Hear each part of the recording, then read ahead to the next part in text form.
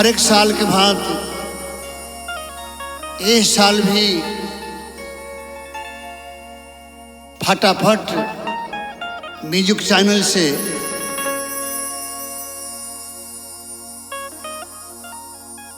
राघवेंद्र सिंह जी के द्वारा ई छठ माई के गीत हो रहा बा। आई सुनी जा।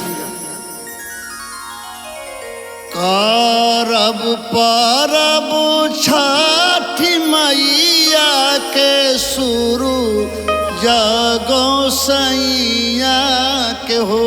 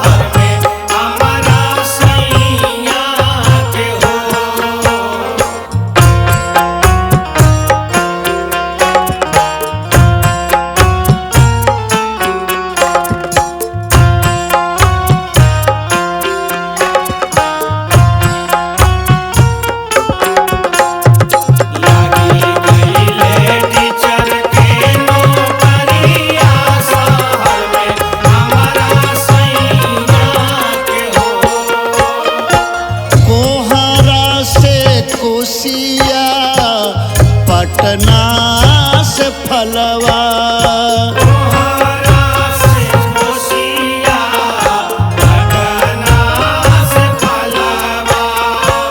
मंगाई बिछा परा से कलसूप डलवा।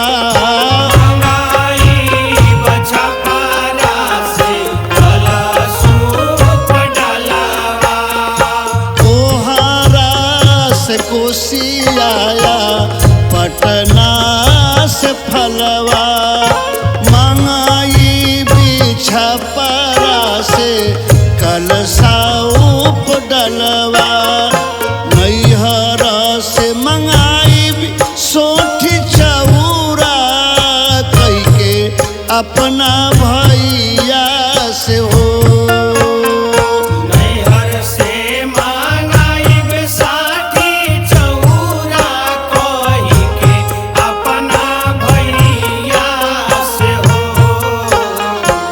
नैहर से मांगाई भी साथी चौरा कही के अपना भैया से हो।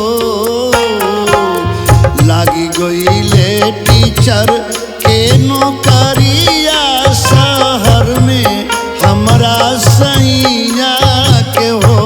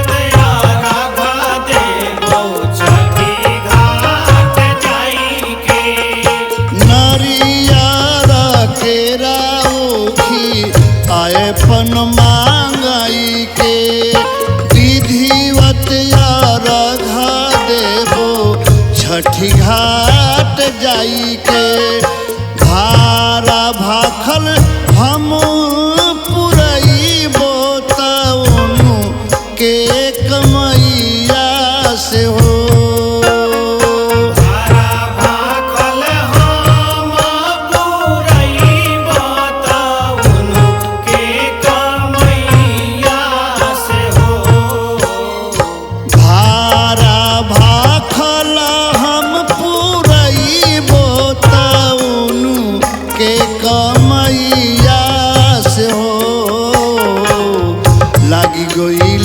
टीचर के नौकरिया शहर में हमरा सैया के हो।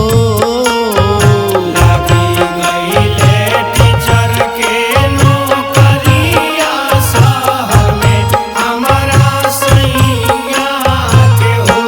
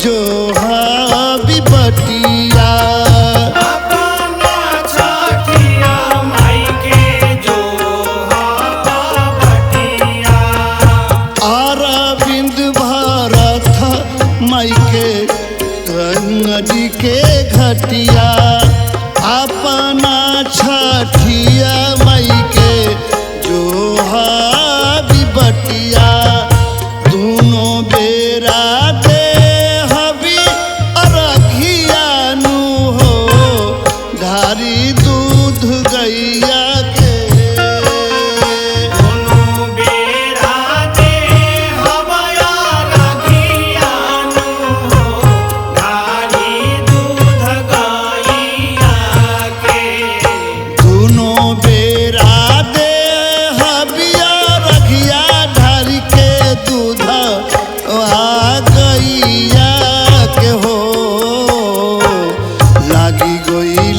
टीचर के नौकरिया शहर में हमरा सैया के हो।